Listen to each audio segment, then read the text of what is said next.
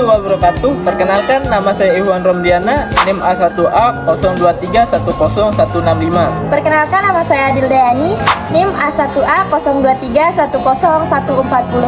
Perkenalkan, nama saya Izzatul Atkia, NIM A1A 02310168. Hai, kami dari kelompok 6 ingin mempresentasikan materi Perkembangan dan tokoh-tokoh manajemen.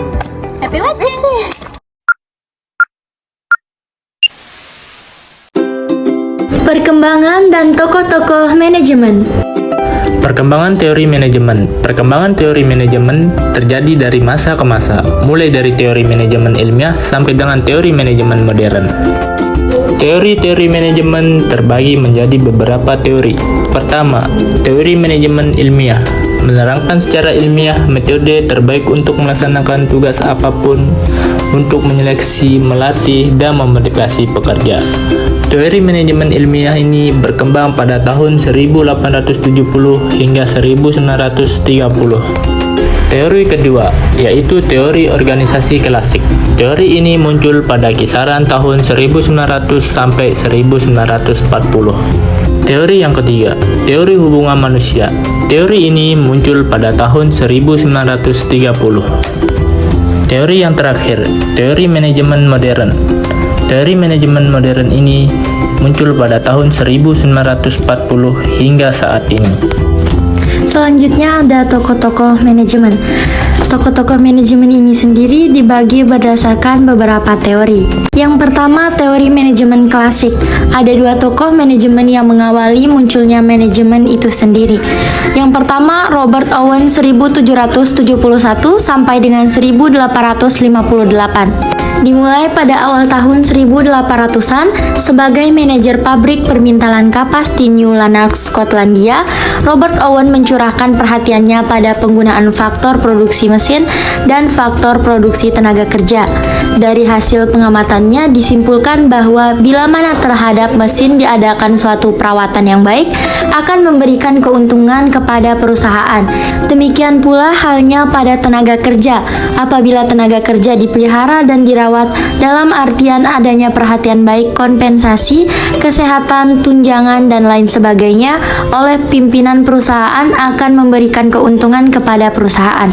Selanjutnya dikatakan bahwa kuantitas dan kualitas hasil pekerjaan dipengaruhi oleh situasi ekstern dan intern dari pekerjaan. Atas hasil penelitiannya, Robert Owen dikenal sebagai Bapak Manajemen Personalia. Selanjutnya tokoh yang kedua yaitu Charles Babbage 1792 sampai dengan 1871. Charles adalah seorang profesor matematika dari Inggris yang menaruh perhatian dan minat pada bidang manajemen. Dia percaya bahwa aplikasi dan prinsip-prinsip ilmiah pada proses kerja akan menaikkan produktivitas dari tenaga kerja, menurunkan biaya karena pekerjaan-pekerjaan dilakukan secara efektif dan efisien. Dia menganjurkan agar para manajer bertukar pengalaman dan dalam penerapan prinsip-prinsip manajemen. Yang kedua dari teori manajemen ilmiah.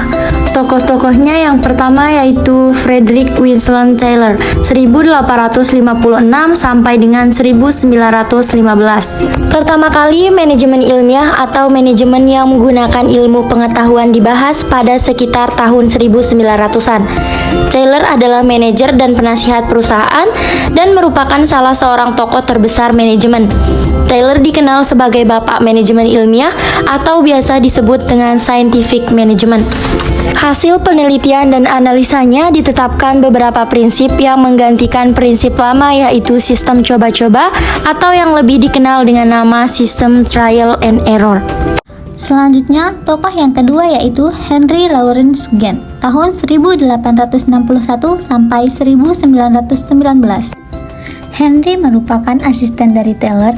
Dia berdiri sendiri sebagai seorang konsultan, di mana titik perhatiannya pada unsur manusia dalam menaikkan produktivitas kerjanya. Adapun gagasan yang dicetuskan yaitu 1. Kerja sama yang saling menguntungkan antara manajer dan tenaga kerja untuk mencapai tujuan bersama. 2. Mengadakan seleksi ilmiah terhadap tenaga kerja.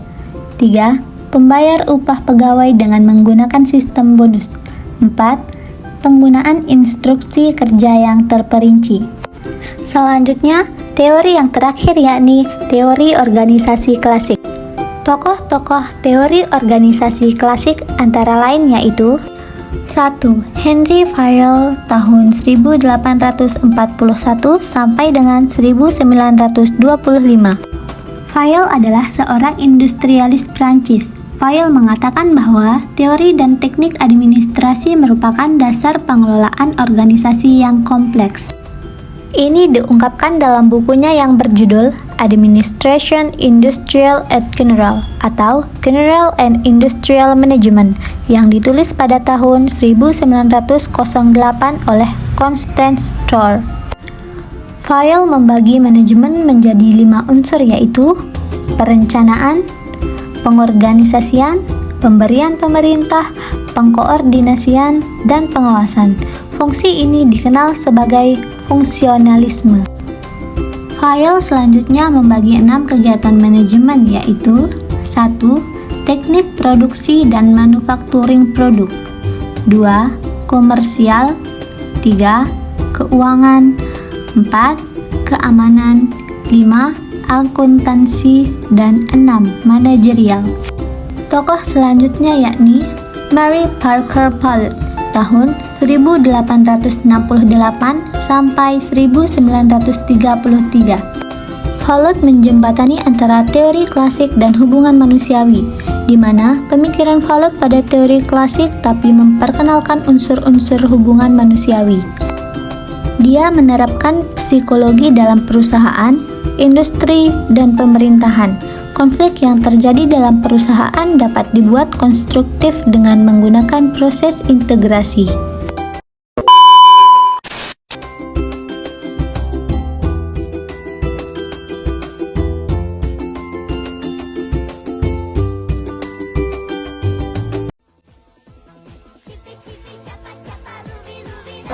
Sekian dari kami. Thanks for watching. Da- See